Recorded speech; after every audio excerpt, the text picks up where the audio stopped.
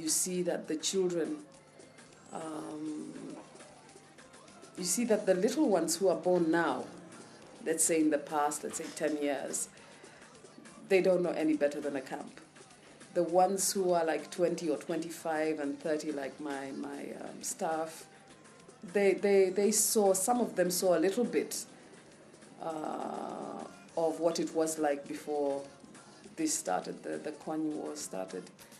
But you see that it's affected them. It's affected them because it's affected the society. They're not growing up according to Acholi culture. They're not growing up in a family that follows Acholi norms or that has a tradition. They've grown up in camp culture, and that's a very hard culture. They've also grown up unnecessarily poor.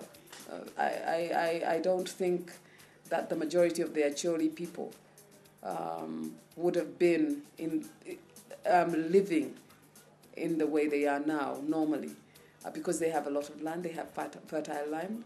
And if you look at the people in Uganda, if you have your land and you can cultivate it, you can't really do without. At least they'd have food.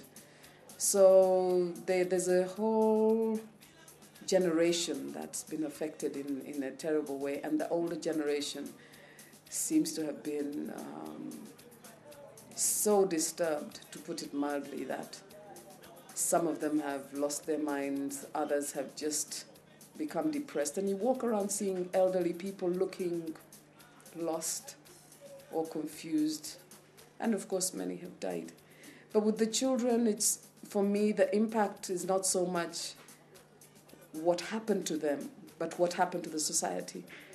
Because for a child to grow up well, they need to be brought up in a social structure that is organized and that's functional.